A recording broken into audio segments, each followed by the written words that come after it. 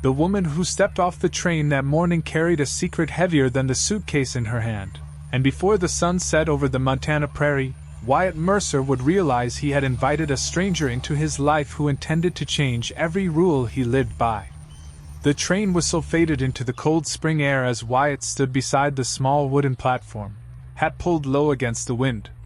Dry grass rolled across the open land beyond the tracks, and a line of distant mountains sat beneath a pale blue sky. He had driven 12 miles from his ranch before dawn to meet the woman who was supposed to become his wife. For 6 months, they had exchanged letters. Careful letters. Respectful letters. Letters that spoke of building a home, sharing responsibilities, and starting over after years of loneliness. Wyatt was not a romantic man. He believed in work, honesty, and keeping promises. At 38, he had spent more than enough years eating supper alone beside a silent fireplace. He did not expect love. He expected partnership, stability, a future. The train groaned to a stop. Passengers began stepping onto the platform. Families, salesmen, travelers carrying bags and blankets. Wyatt watched carefully, searching for a face he knew only from a faded photograph. Then he saw her. Charlotte Bennett. She was standing near the last passenger car, dressed in a dark traveling coat despite the warming weather. Her blonde hair was pinned neatly beneath a hat, but there was nothing soft about the way she carried herself. Her shoulders were straight, her expression guarded. Her eyes moved across the station like someone measuring exits rather than looking for a welcome. Wyatt removed his hat. "Miss Bennett?" She turned toward him. For a moment neither spoke. Then she nodded once. "Mr. Mercer." Her voice was calm, polite, distant. Wyatt reached for her suitcase. "Long trip?" Charlotte kept hold of the handle for half a second before releasing it. "Long enough." Something about the answer made him pause. It was not rude. It simply closed the door to further conversation. They walked toward the wagon waiting beside the station. Around them, people greeted loved ones with smiles and embraces. Charlotte noticed it all but seemed untouched by it. Wyatt loaded the suitcase into the wagon bed. As he lifted it, the unexpected weight nearly pulled his arm downward. He frowned. For a woman traveling alone, the case seemed unusually heavy. Charlotte immediately stepped closer. "Be careful with that." Wyatt glanced at her. "Anything fragile inside?" Her eyes met his. "Something important." Before he could ask another question, she climbed into the wagon seat. The drive back to the ranch stretched across miles of open prairie. Wind swept over the grasslands. Horses grazed behind distant fences. The silence between them seemed to grow with every mile. Wyatt tried several times to start a conversation. He pointed out a river crossing, a neighboring ranch, a herd of cattle moving across a distant pasture. Charlotte answered politely, but each response was short, careful, controlled. Eventually Wyatt stopped trying. The afternoon sun hung low by the time the ranch house appeared on the horizon. The white farmhouse stood beside a weathered red barn, surrounded by cottonwood trees just beginning to show spring leaves. Charlotte studied the property as they approached. Not with excitement. Not with relief. With calculation. As though she were evaluating a place rather than arriving home. Wyatt noticed. The feeling settled heavily in his chest. This was not how he imagined the day would unfold. When the wagon stopped, Charlotte climbed down without assistance. She stared at the house for several seconds. Then her gaze drifted beyond the barn toward the open land behind it. Something changed in her expression. Not fear. Recognition. It vanished so quickly Wyatt wondered if he imagined it. He carried her suitcase toward the porch. The weight bothered him again. Curiosity finally won. "Mind if I ask what's in there?" Charlotte stepped forward immediately. "Yes." The answer came too fast. Too firm. For the first time, Wyatt saw something break through her calm exterior. Anxiety. Real anxiety. She took the suitcase from his hands and held it close. Neither spoke. The wind moved softly through the cottonwood branches overhead. Somewhere in the distance, a horse whinnied. Then Charlotte looked directly at him and said the words that would haunt Wyatt for the rest of the night. "Before we go any further, Mr. Mercer, there's something you should understand." Wyatt waited. Charlotte tightened her grip on the suitcase. "I didn't come here to become the wife you were expecting." Wyatt stood motionless on the porch as the last of Charlotte's words drifted away with the evening wind. The ranch suddenly felt larger than it had an hour earlier. Empty in places he could not explain. Charlotte held the suitcase tightly against her side, as if letting go of it might expose something she was not prepared to share. For several long seconds neither of them spoke. The fading sunlight painted the prairie in shades of gold and copper while the distant mountains settled into shadow. Finally Wyatt cleared his throat. "Then perhaps you should tell me what kind of wife you intend to be." Charlotte looked toward the barn instead of at him. "I do not know." The honesty in her answer caught him off guard. It was not defiant. It was simply tired. Wyatt opened the front door and stepped aside. "Well, you have traveled nearly 2,000 miles. You should at least come inside." Charlotte hesitated before entering. The house smelled faintly of pine wood and coffee. Everything was neat. Everything was orderly. A place built by habit rather than comfort. She slowly removed her gloves and glanced around the room. A stone fireplace sat against one wall. Shelves lined with books occupied another. Family photographs rested on a small table near the window. Charlotte's eyes lingered there. Wyatt noticed. "You can leave your things upstairs." She nodded. "Thank you." He carried her suitcase to the bottom of the staircase.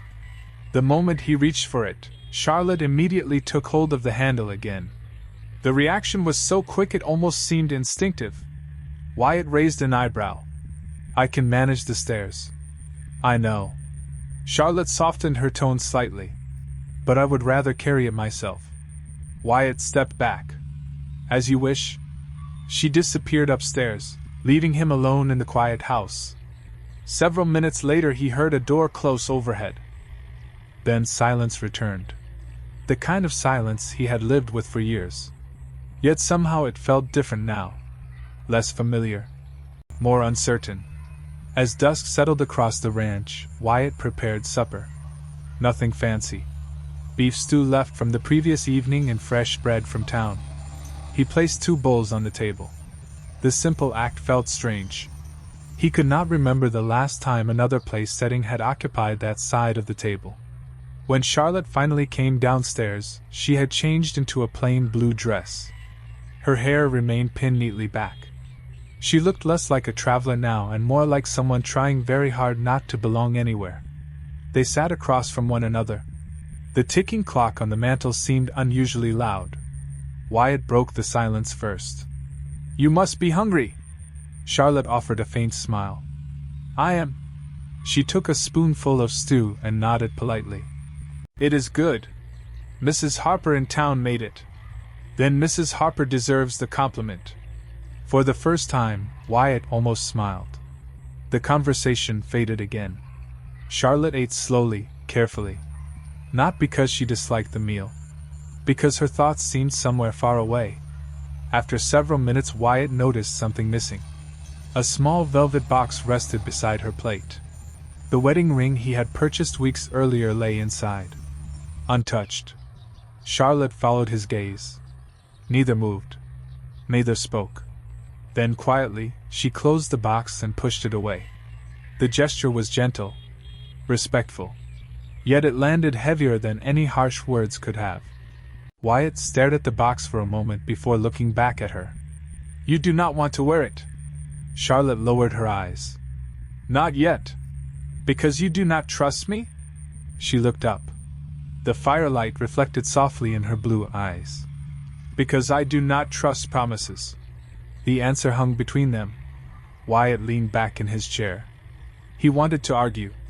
Wanted to tell her that not every promise ended in disappointment. But something in her expression stopped him. Whatever had brought Charlotte Bennett across the country had left scars no one could see. Later that night the house grew quiet. Wyatt sat alone beside the fireplace reading while Charlotte remained. Upstairs. The wind brushed gently against the windows. Horses shifted in the barn. Everything felt normal. Until a sound reached him from above. A creak. Then another. He looked toward the ceiling. Charlotte was moving around her room long after midnight.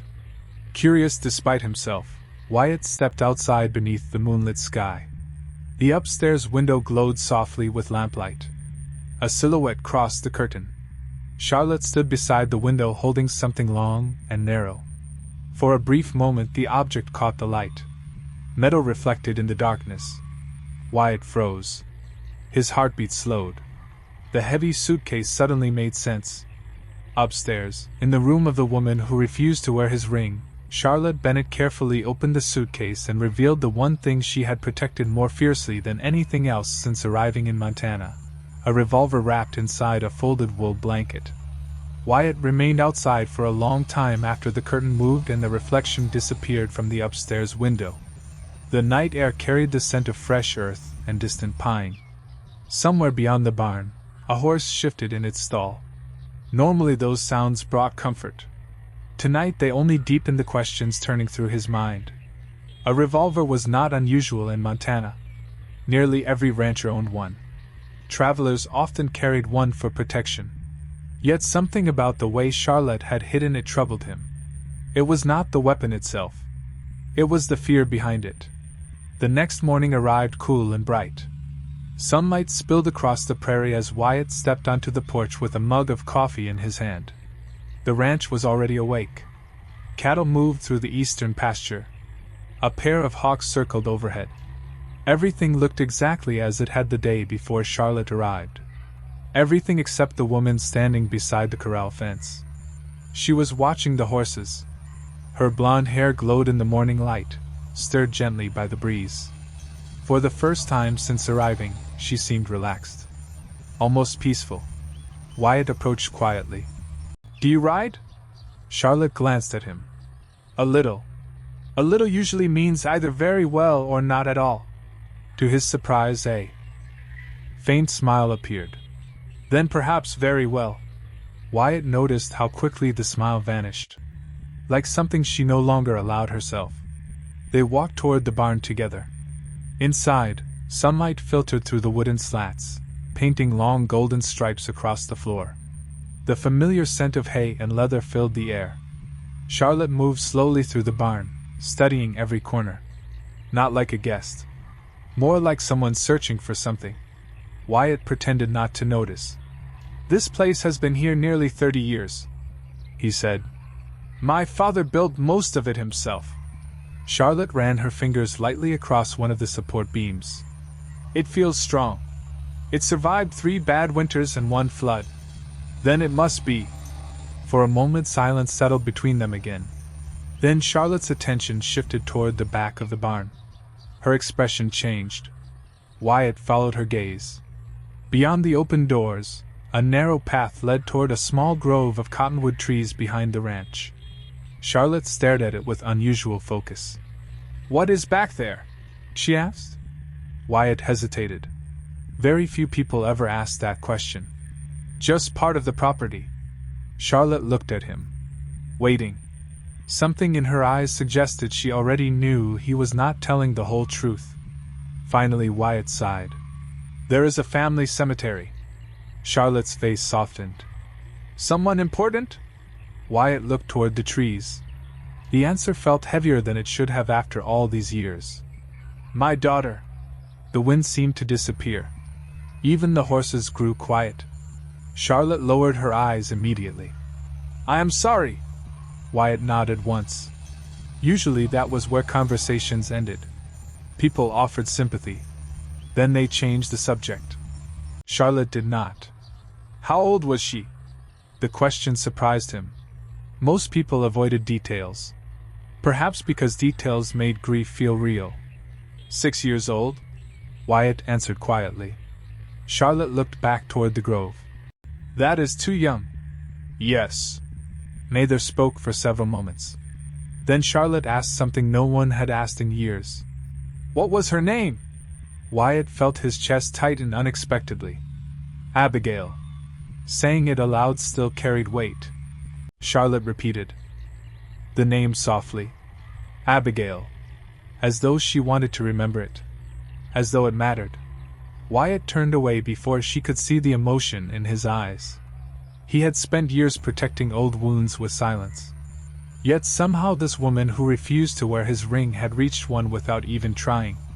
Later that afternoon, Charlotte wandered alone toward the cottonwood grove. She stood before the small white headstone for several minutes beneath the dancing leaves. The prairie wind moved gently through the branches overhead. Then she noticed something resting beside the grave. A faded wooden box partially hidden beneath the roots of a tree. Her heartbeat quickened. Slowly she knelt beside it. Because carved into the weathered lid was a symbol she recognized immediately from somewhere far away, somewhere she had hoped never to remember again. Charlotte's fingers trembled as she brushed a layer of dust from the weathered wooden box. The symbol carved into the lid was small, barely visible beneath years of sun and rain, yet she recognized it instantly. A circle crossed by a single line. Most people would have seen nothing unusual. To Charlotte, it felt like a voice reaching across hundreds of miles and many years. Her breath caught in her throat.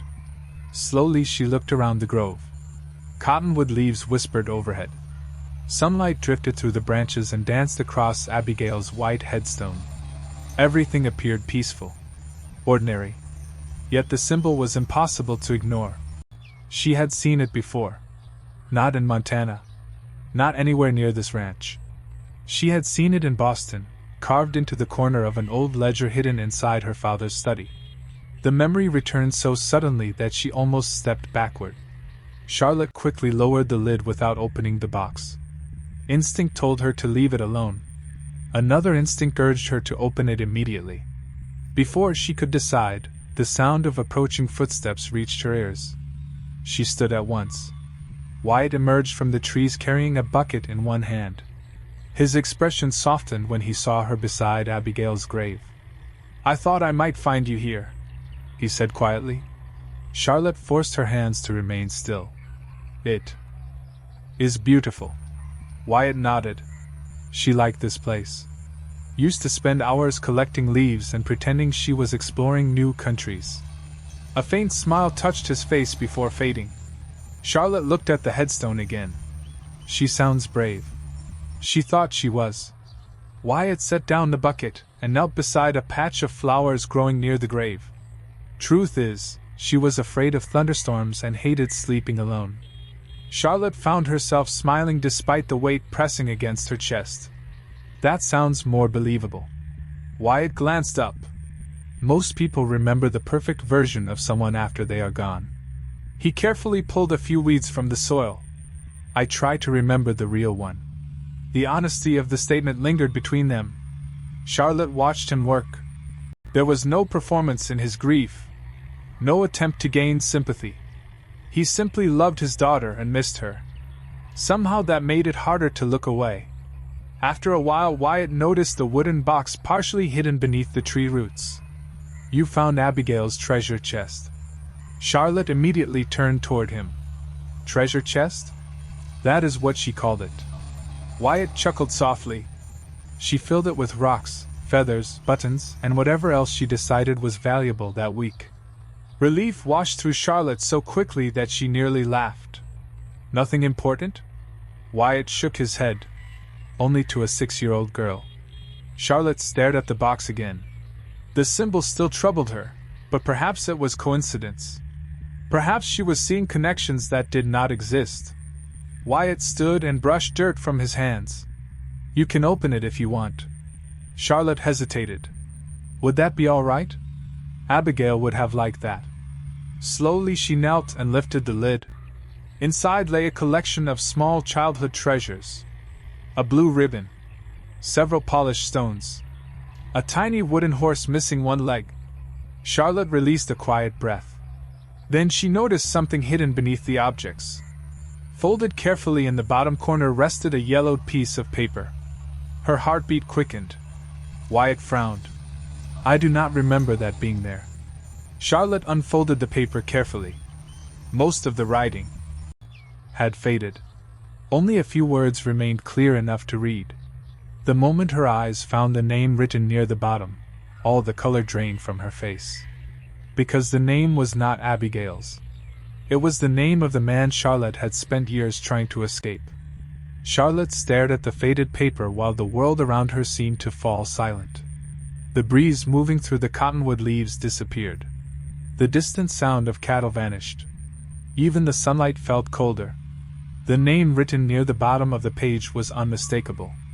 Theodore Whitmore. For years she had hoped never to see it again. Wyatt noticed the change in her expression immediately. "Charlotte?" She folded the paper too quickly. "It is nothing." The answer came before she could stop herself. Wyatt studied her face. He had spent most of his life around horses, cattle, and people who preferred silence over conversation. He knew when someone was hiding fear. Charlotte rose to her feet and carefully returned the paper to the box. "I should get back to the house." Wyatt remained still. "Are you all right?" "Yes." The words sounded unconvincing even to her own ears. Wyatt did not press further. Instead, he simply nodded. "All right." The kindness made her feel worse. Together they walked back toward the ranch house. Charlotte kept her eyes fixed ahead, but her thoughts were racing. Theodore Whitmore had no connection to Montana. No connection to Wyatt Mercer. No connection to a 6-year-old girl named Abigail. Yet somehow his name had appeared inside a box hidden beneath a tree nearly 2,000 miles from Boston. It made no sense. By late afternoon, dark clouds gathered across the western horizon. A spring storm was moving over the mountains. Wyatt spent the next several hours repairing part of a fence damaged during winter. Charlotte remained near the house, helping organize supplies in the pantry. She welcomed the work. Keeping her hands busy was easier than confronting the questions growing in her mind. As evening approached, the first drops of rain began tapping against the windows. Thunder rolled softly in the distance. Charlotte stood beside the kitchen sink watching the gray sky darken over the prairie. Then she noticed movement near the front gate. A small figure stood beyond the fence line. At first she thought it was a ranch hand. Then the figure moved closer. It was a child. A little girl no older than 8. She wore an oversized coat despite the mild weather and carried a small basket against her chest. The child hesitated at the gate. Charlotte stepped onto the porch. Rain drifted gently through the air. "Hello there." The girl immediately looked down at her shoes. "Sorry, ma'am. You do not need to apologize." Charlotte smiled gently. "Are you lost?" The girl shook her head. "No, ma'am. I come here sometimes." Charlotte glanced toward the ranch road. "Do you live nearby?" "About a mile that way." The girl pointed toward a cluster of trees in the distance. Charlotte noticed how thin the child's face appeared. How carefully she held the basket. "What is your name?" "Lucy." "Well, Lucy, what brings you here?" The girl hesitated. Her cheeks turned red. Finally she lifted the basket slightly. Inside rested 3 eggs and a small loaf of bread. "I was hoping Mr. Mercer might trade." Charlotte crouched slightly to meet her eyes. "Trade for what?" Lucy swallowed hard. "My mama has been sick. We are running low on flour." Charlotte felt something tighten inside her chest. Memories she rarely allowed herself to revisit stirred unexpectedly. The feeling of never having enough. The constant worry. The quiet pride that made asking for help difficult. Before she could answer, Wyatt emerged from the barn carrying a coil of rope over one shoulder. He spotted the child instantly. "Lucy Bennett." The little girl smiled for the first time. "Hello, Mr. Mercer." Wyatt walked over and glanced inside the basket. "That all you brought?" Lucy nodded. Wyatt pretended to consider the offer seriously. "Seems unfair." Lucy's smile faded. "It does?" Wyatt nodded thoughtfully. "You should probably get twice as much flour for bread that good." The child's eyes widened. Charlotte watched the exchange in silence. 10 minutes later Wyatt loaded a sack of flour, several jars of preserves, and extra supplies into Lucy's basket despite her repeated protests. When the girl finally headed home through the light rain, she looked happier than when she arrived. Charlotte stood beside Wyatt beneath the porch roof. "You do that often?" Wyatt shrugged. "People help each other out around here." Charlotte watched Lucy disappear down the muddy road. Something warm stirred in her chest. Something she had not felt in a very long time. And for the first time since arriving at the ranch, she began to wonder if perhaps this place was not what she had expected either. The storm passed during the night, leaving the ranch washed clean beneath a bright Montana sky. Morning sunlight shimmered on puddles scattered across the yard, and the scent of wet earth drifted through the open kitchen window. Charlotte woke earlier than usual. For several moments she remained seated on the edge of the bed, listening to the distant sounds of ranch life beginning below. Hooves against packed dirt. The creak of a gate. The low call of cattle. Strange how quickly unfamiliar sounds could begin to feel comforting. She dressed and made her way downstairs. Wyatt was already gone. A note rested on the table beside a fresh pot of coffee. "Feeding cattle. Back before noon. Help yourself to breakfast." Charlotte stared at the note longer than necessary. The handwriting was steady and simple. Nothing remarkable. Yet she could not remember the last time someone had left her a message without expecting something in return. After breakfast she stepped outside and wandered toward the barn. The morning air felt cool against her skin. Sunlight streamed through the open barn doors, illuminating floating dust particles that drifted like tiny stars. Inside she found one of Wyatt's older horses resting quietly in a stall. The animal lifted its head as she approached. "Good morning," she whispered. The horse nudged her shoulder gently. Charlotte smiled. "You are friendlier than your owner. I heard that." She spun around. Wyatt stood near the entrance carrying a bucket of feed. Amusement flickered in his eyes. Charlotte felt unexpected warmth rise to her cheeks. "I was complimenting the horse." "Naturally." He set down the bucket. "He appreciates it." For the first time. Neither of them seemed eager to escape the conversation. Wyatt began checking supplies while Charlotte followed him through the barn. They spoke about simple things. The horses. The weather. A neighboring ranch. Nothing important. Yet somehow the ease of it surprised them both. Near midday a wagon appeared on the road leading toward the ranch. Charlotte noticed it first. The driver was not much older than 15. A young boy with sandy hair and worried eyes. Wyatt immediately recognized him. "That is Caleb Turner." The wagon stopped near the porch. Caleb climbed down quickly. "Mr. Mercer." Wyatt frowned. "Everything all right?" The boy shook his head. "Not exactly, sir."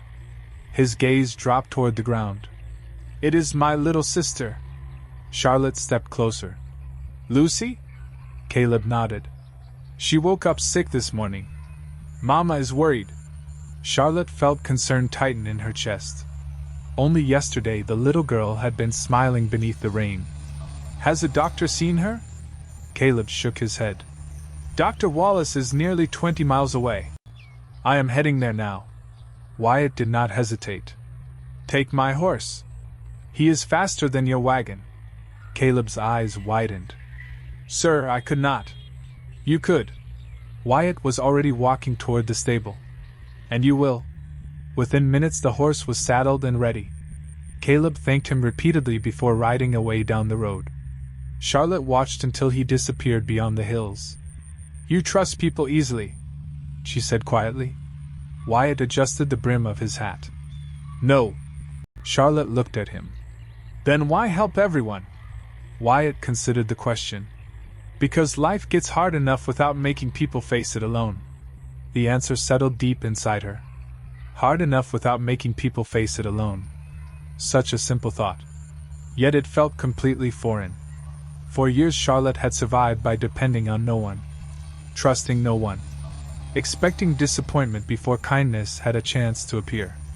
But standing there beneath the bright Montana sky, watching a man quietly give away his best horse simply because someone needed help, She found herself questioning beliefs she had carried for far too long.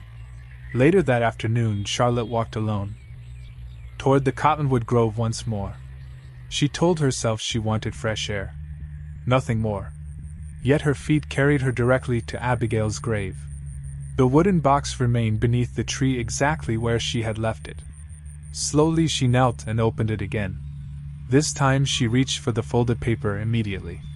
The faded name still stared back at her. Theodore Whitmore. But now she noticed something she had missed before. A date written beneath the name. Her pulse quickened. Because the date had been recorded nearly 3 years before Abigail was even born. Charlotte remained kneeling beside the wooden box long after the afternoon sun had begun to sink toward the western hills.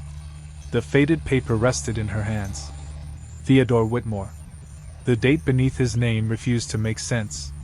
3 years before Abigail had been born. 3 years before Wyatt could have known him. 3 years before Charlotte herself had understood how dangerous that name would become in her life. She folded the paper carefully and slipped it into her pocket. For the first time since arriving at the ranch, she knew she could not leave the mystery alone. That evening the sky turned orange above the prairie. Long shadows stretched across the yard while Wyatt repaired a loose gate near the barn. Charlotte watched him from the porch. He worked the same way he did everything else. Patiently. Quietly. Without complaint.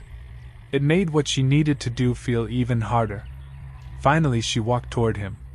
Wyatt noticed her approach immediately. "Everything all right?" Charlotte stopped a few feet away. "Can we talk?" Something in her voice made him set down his tools. Neither spoke for several moments. The wind moved softly through the grass around them. Horses grazed in the distance. It felt like the entire ranch was waiting. Charlotte looked toward the mountains before finding the courage to continue. "I owe you the truth." Wyatt remained silent. "You were right the first day." Her hands tightened together. "I did not come here to become the wife you expected." He studied her carefully but did not interrupt. Charlotte swallowed hard. "When I answered your advertisement, I was not looking for a husband." The words felt heavier once spoken aloud. "I was looking for somewhere no one would think to search." Wyatt's expression changed slightly. Not anger. Not disappointment. Concern. "Search for you?" Charlotte nodded. "Yes." The memory returned with painful clarity. Endless train stations. Sleepless nights. Looking over her shoulder whenever footsteps lingered too long behind her. "There was a man in Boston." Wyatt waited quietly. Charlotte appreciated that more than he realized. Most people rushed to fill silence. Wyatt allowed it room to breathe. "His name is Theodore Whitmore." Even speaking the name made her uneasy. He was wealthy. Influential. The kind of man everyone trusted. She looked down at the ground. "Several years ago he decided he wanted control over my future." Wyatt's jaw tightened slightly. Charlotte quickly continued. "Nothing improper happened. Nothing like that. But he believed every choice in my life belonged to him. Where I lived. Who I spoke to. What I could become." The old fear stirred inside her chest. "When I realized he would never stop, I left." Wyatt said nothing for a long moment. Then quietly he asked, "And you came here?" "Yes." Charlotte laughed softly, though there was little humor in it. "I chose the furthest place I could imagine." The setting sun painted gold across the prairie. Wyatt removed his hat and ran a hand through his hair. "Why not tell me sooner?" Charlotte met his eyes. "Because I did not trust anyone enough to tell them." The honesty surprised even her. Wyatt looked away toward the distant horizon. "And now?" Charlotte hesitated.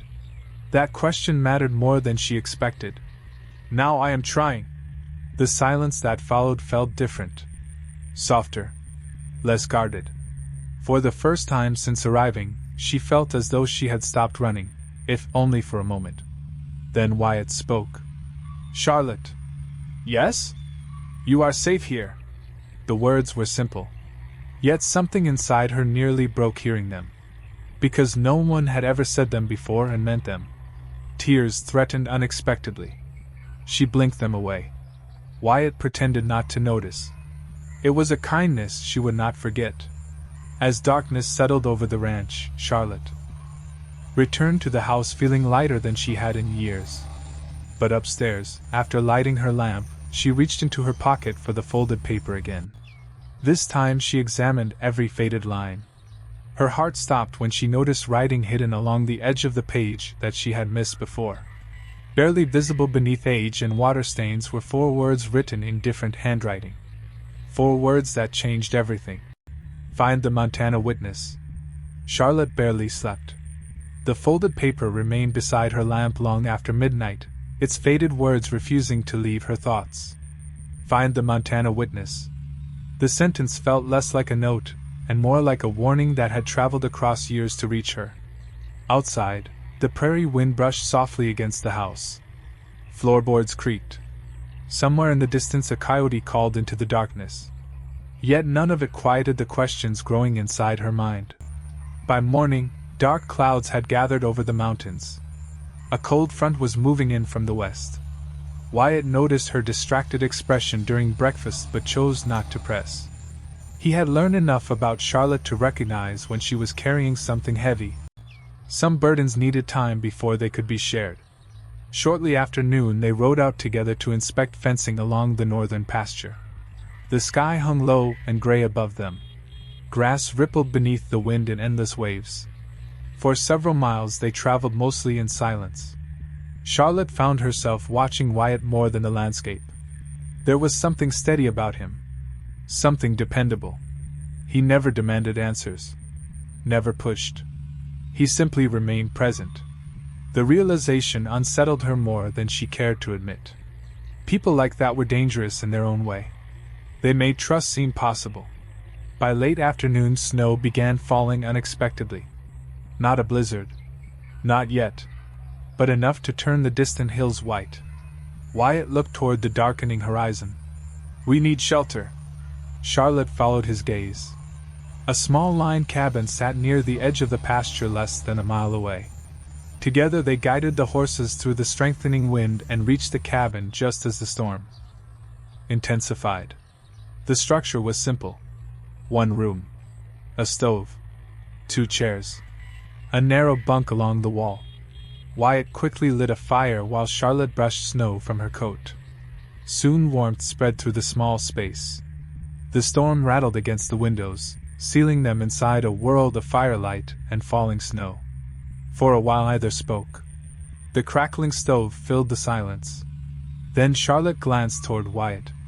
Do you ever regret it? He looked up from the coffee pot resting near the stove. Regret what? Choosing this life. Wyatt considered the question. Sometimes. The honesty surprised her. Really? He nodded. There were easier paths. His eyes settled briefly on the flames. But none that felt right. Charlotte wrapped her hands around a warm mug. I do not know what that feels like. Wyatt studied her quietly. No? She shook her head. Most of my life has been spent choosing the least difficult option. Not the right one. The confession lingered in the air between them. Wyatt leaned back in his chair. Then maybe you have spent too much time surviving and not enough time living. Charlotte looked down at her coffee. The words struck deeper than he intended. Because they were true. For years she had measured success by distance. Distance from Boston. Distance from fear. Distance from the past. She had never stopped long enough to ask what kind of future she wanted. Outside, snow continued falling. The storm showed no sign of ending soon. The cabin grew warmer. Safer. The kind of place where truths slipped free more easily than planned. Charlotte stared into the fire. Theodore Whitmore was not just someone I wanted to avoid. Wyatt listened carefully. He knew things about my family. Her voice softened. Things connected to my father. To old records. Old business dealings. She hesitated. The kind of secrets people spend years trying to bury. Wyatt frowned slightly.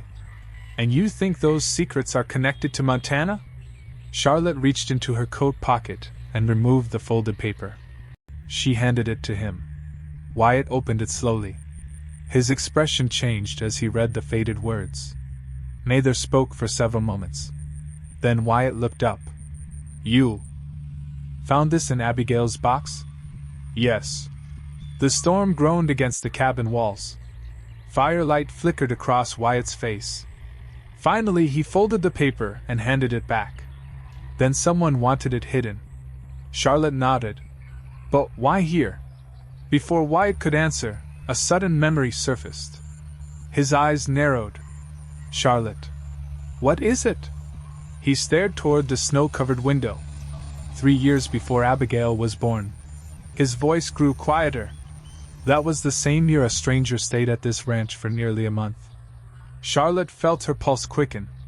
A stranger? Wyatt nodded slowly. And now that I think about it. He looked directly at her. He came from Boston. The storm finally weakened sometime before dawn. Snow still covered the prairie beyond the cabin windows, but the wind had lost its fury. Charlotte sat awake beside the stove, staring into fading embers while Wyatt slept lightly in the chair across from her. His words from the night before refused to leave her thoughts. A stranger from Boston. A man who had stayed at this ranch years ago. The same year connected to the name Theodore Whitmore. It felt impossible. Yet too many impossible things had already happened.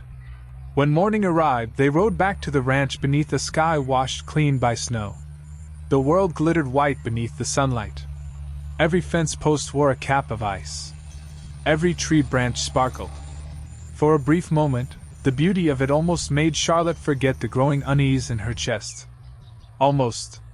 By noon they reached the house. Wyatt immediately headed toward the attic. Charlotte followed. Dust filled the air as he pulled down old storage boxes that had not been touched in years. Abigail's childhood drawings. Old account books. Family photographs. Records belonging to his father. The search continued for nearly 2 hours. Finally, Wyatt opened a weathered ledger and stopped moving. I found something. Charlotte crossed the room quickly.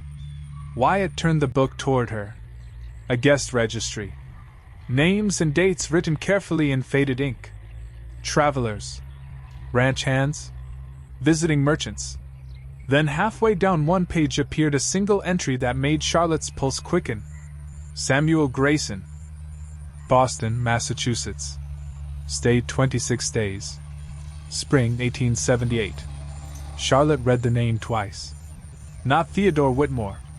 Wyatt shook his head. No. He studied the page. But this is the only visitor from Boston I can remember. Charlotte frowned. Did your father know him? Wyatt nodded slowly. Apparently. He flipped through additional pages until another folded document slipped loose and landed on the floor. Both of them froze. Wyatt picked it up carefully. The paper had yellowed with age. A letter. Unopened. The seal had broken long ago, but the contents remained inside. Wyatt unfolded it. His eyes narrowed as he read. What does it say? Charlotte asked. Wyatt looked stunned. It is addressed to my father. He scanned several lines before continuing. It mentions Samuel Grayson. Charlotte stepped closer. And? Wyatt swallowed. It says Grayson was searching for a witness connected to financial records from Boston. Charlotte felt her stomach tighten. The same phrase echoed inside her mind. Find the Montana witness. Search for a witness. The connection was too direct to ignore. Wyatt continued reading silently. Then his expression darkened with concern. There is more. What? According to this letter, the witness disappeared before Grayson could find him. Charlotte stared at him. Disappeared? Wyatt nodded. That is the word used. Silence filled the attic. Dust drifted through sunlight streaming from a small window overhead. Somewhere downstairs the grandfather clock chimed softly. Charlotte's thoughts raced. If Samuel Grayson had come to Montana searching for a witness connected to Boston records, and if Theodore Whitmore's name appeared alongside instructions to find that witness, then whatever secret existed was larger than she had imagined. Much larger. Wyatt carefully folded the letter. Charlotte. She looked up. What? His voice was quiet. Serious. There is something else you need to know. Charlotte felt a chill that had nothing to do with the snow outside. What is it? Wyatt hesitated. Then he handed her the letter and pointed toward a final sentence near the bottom of the page. Charlotte read it once. Then again. Her heart nearly stopped. Because according to the letter, the missing witness had not been a stranger at all. He had been someone living less than 10 miles from Wyatt's ranch. Charlotte read the sentence again, hoping she had misunderstood it. The words remained exactly the same. The missing witness had lived less than 10 miles from Wyatt's ranch. Her hands tightened around the letter. Dust drifted through the attic sunlight, while silence settled heavily between them. Wyatt stared toward the small window, his thoughts clearly racing. Do you know who it was? Charlotte finally asked. Wyatt shook his head. No. He took the letter back and carefully read the final lines again. The name is missing. The bottom corner must have torn off years ago. Charlotte felt frustration rise inside her chest. They were closer than ever to understanding the mystery, yet the most important detail remained hidden. Wyatt closed the letter and sat down on an old wooden trunk. For several moments he said nothing. Then he spoke quietly. There is someone who might know. Charlotte looked up immediately. Who? Old Martha Green. A faint smile touched his face. She has lived in this valley longer than anyone. Charlotte remembered the elderly woman Lucy had mentioned once during a conversation. Do you think she would remember something from all those years ago? Wyatt let out a slow breath. If anyone would, it is Martha. The rest of the afternoon passed beneath a cloud of uneasy anticipation. Neither spoke much during supper. The mystery had become impossible to ignore. Yet beneath Charlotte's growing curiosity lurked another feeling she did not want to examine too closely. Fear. Not fear of Theodore Whitmore. Not anymore. This was something different. Every answer they uncovered seemed to tie her life more tightly to Wyatt's ranch. To Abigail. To events that should have had nothing to do with her. After sunset she stepped outside alone. The snow reflected silver moonlight across the prairie. Everything looked peaceful.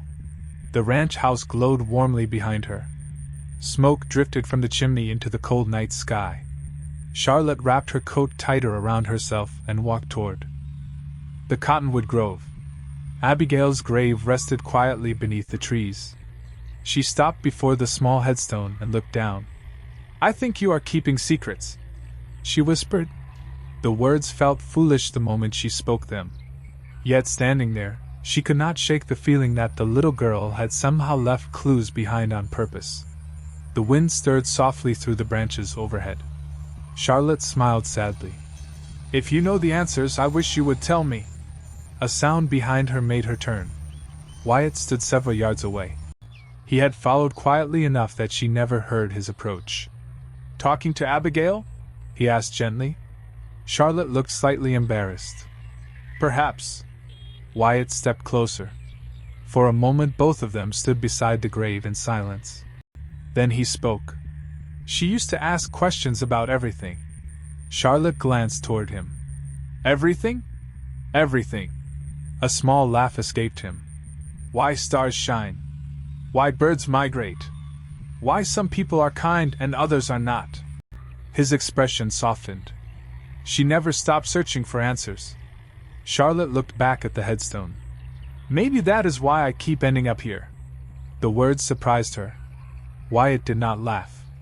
He simply nodded as though he understood perfectly. The moonlight illuminated the snow around them. Neither seemed eager to leave. Finally Wyatt spoke again. Whatever this mystery is, you do not have to face it alone. Charlotte felt her throat tighten unexpectedly. Those words again. The same quiet certainty. The same kindness without conditions. She looked away before he could see the emotion in her eyes. You barely know me. Wyatt smiled faintly. Maybe. His gaze drifted toward the ranch house. But I know enough. Charlotte could not answer.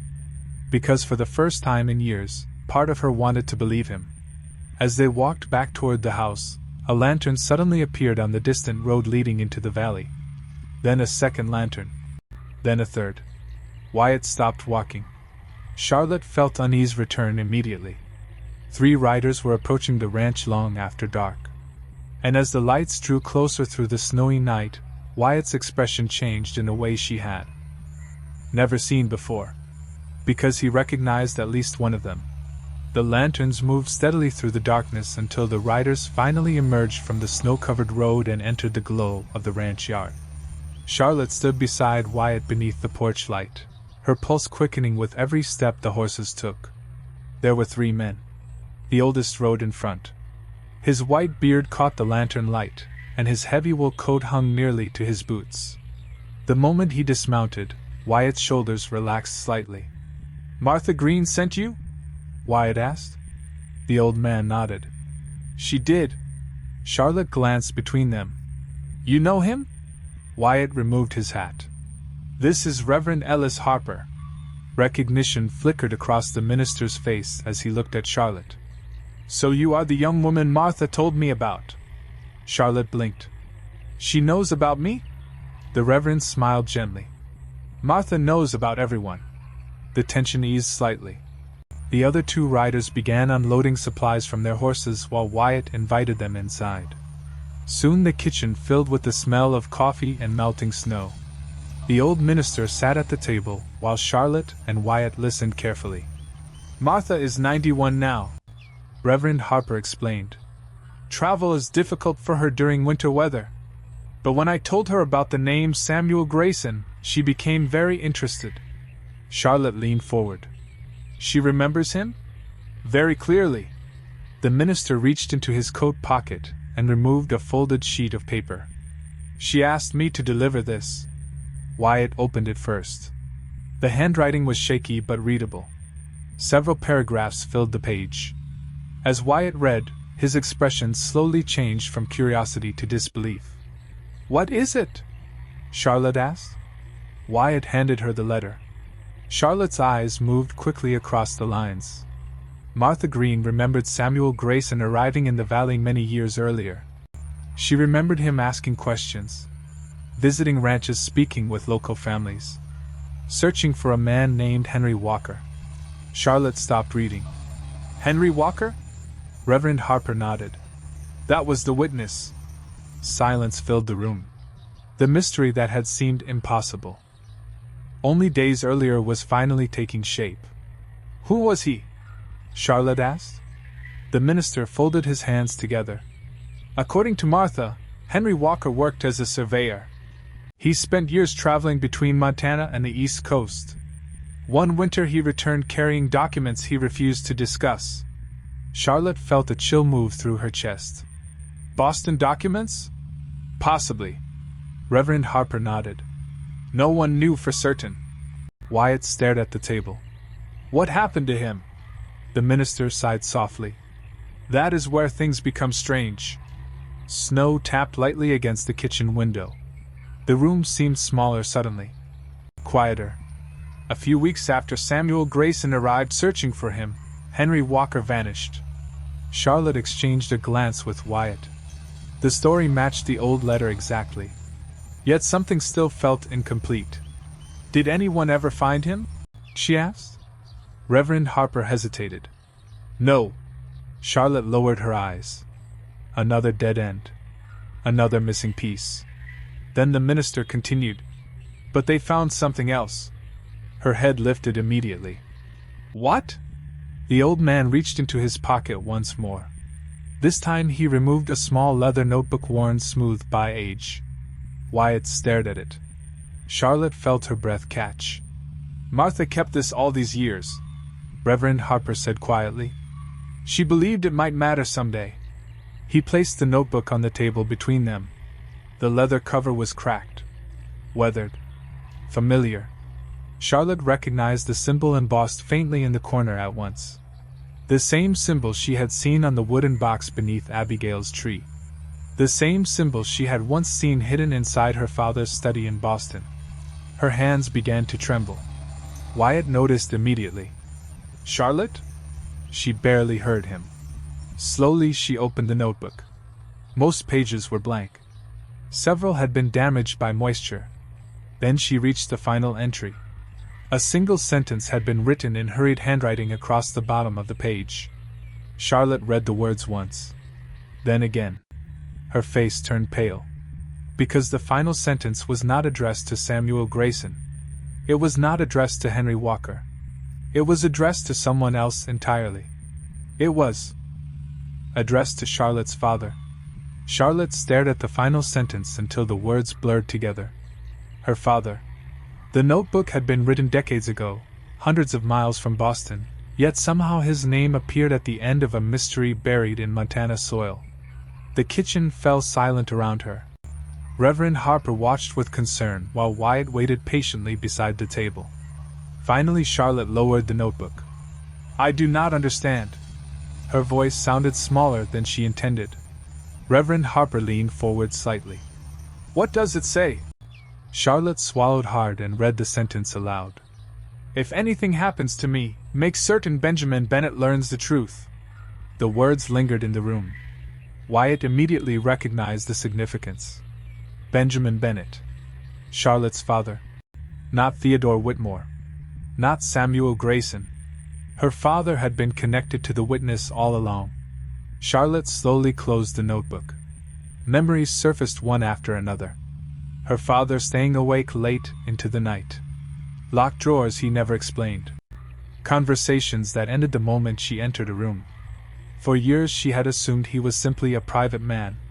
Now she wondered how much he had been trying to protect. Reverend Harper removed his spectacles and rubbed his eyes. "Martha always believed the notebook mattered. She just never knew why." Charlotte stared at the leather cover. "My father never told me any of this." Wyatt spoke quietly. "Maybe he was trying to keep you safe." Charlotte wanted to dismiss the idea. Instead she found herself considering it. Her father had never been cruel. Distant at times. Secretive certainly. But not cruel. Perhaps the silence had not been selfish. Perhaps it had been fear. The realization left an ache in her chest. Outside, snow drifted softly past the windows. The ranch house felt warm and sheltered from the cold world beyond. Yet Charlotte suddenly felt exhausted. The past she had spent years running from was no longer behind her. It was sitting on the kitchen table. Reverend Harper eventually rose to leave. The other riders prepared their horses while Wyatt escorted them outside. Charlotte remained alone with the notebook. She opened it again and carefully examined every page. Most contained fragments of observations, dates, locations, names she did not recognize. Then near the back she found something she had missed. A folded sheet tucked between two pages. Her pulse quickened. She carefully unfolded it. Unlike the older documents, this paper remained surprisingly well preserved. A map. Hand-drawn. Simple. The outline of the valley. The river. Several ranches. One location had been marked with a small circle. Charlotte stared at it. The marked place sat less than 5 miles from Wyatt's property. The front door opened. Wyatt stepped inside carrying traces of snow on his coat. One look at her face told him something had changed. "What is it?" Charlotte handed him the map. He studied it silently. Then his expression shifted. "I know where this is." "You do?" Wyatt nodded slowly. "An abandoned homestead." Charlotte leaned forward. "Someone lives there?" "Not anymore." He looked toward the window. "The place has been empty for years." The room grew quiet again. Both of them understood the same thing at the same moment. The next piece of the mystery was waiting there. Charlotte should have felt excited. Instead, an unexpected sadness settled over her. Because reaching the truth meant something else was approaching as well. The end of her reason for staying. Wyatt seemed to sense it.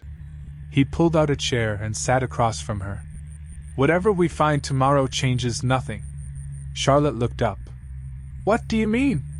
His voice remained calm. Steady. "You have a place here, Charlotte." The words struck harder than any revelation from the notebook. She lowered her eyes immediately. because part of her wanted to believe him more than she wanted to solve the mystery. Outside, the snow continued falling beneath the lantern light. Inside, Heather noticed how late it had become.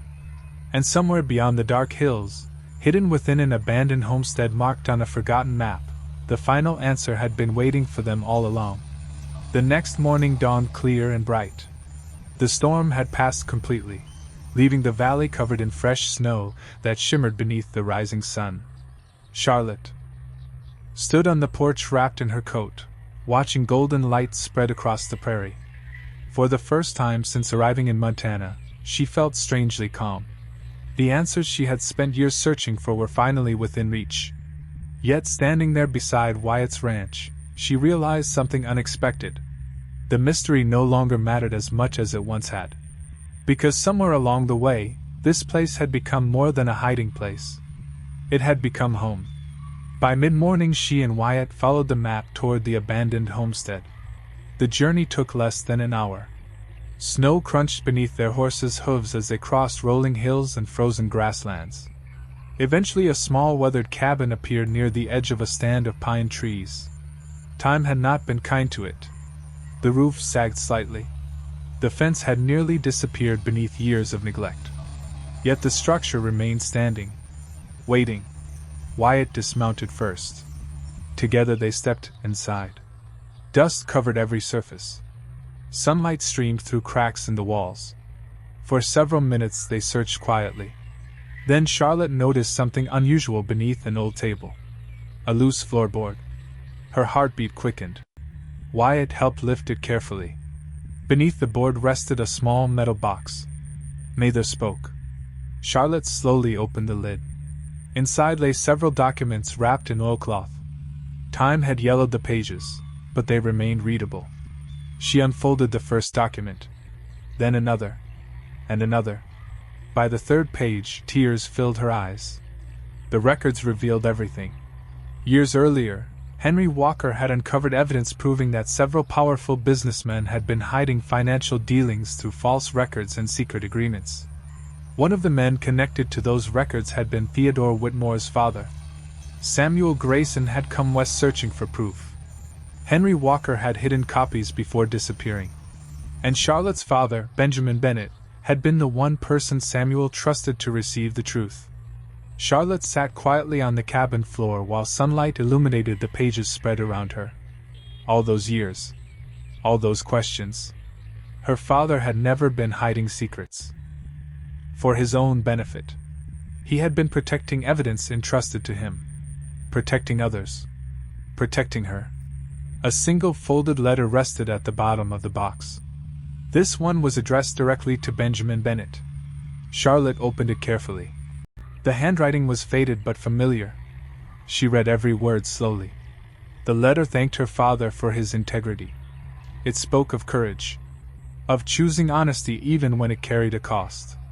And near the end, one sentence made tears slip down her cheeks. If my daughter ever learns this story, tell her not to spend her life running from fear. Tell her to build a life worth staying for. Charlotte lowered the letter.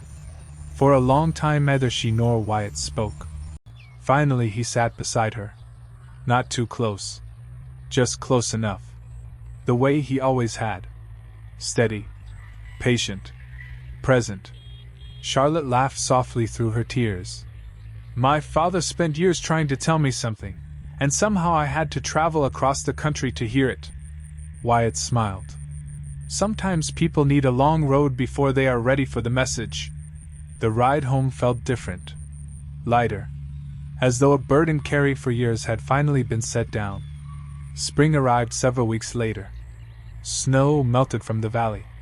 Green returned to the hills. Life moved forward. Lucy recovered completely and continued visiting the ranch. Reverend Harper stopped by often.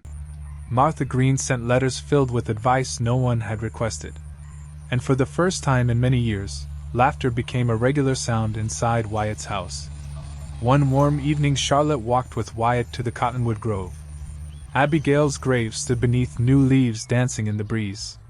Charlotte knelt and placed fresh wildflowers beside the headstone. Thank you, she whispered. Wyatt looked at her. For what? Charlotte smiled. For helping me find the truth. Wyatt glanced toward the little white marker. I think Abigail would be pleased with that. They stood together beneath the trees while the setting sun painted the valley gold. After a moment, Wyatt reached into his pocket and removed a small velvet box. Charlotte stared at it.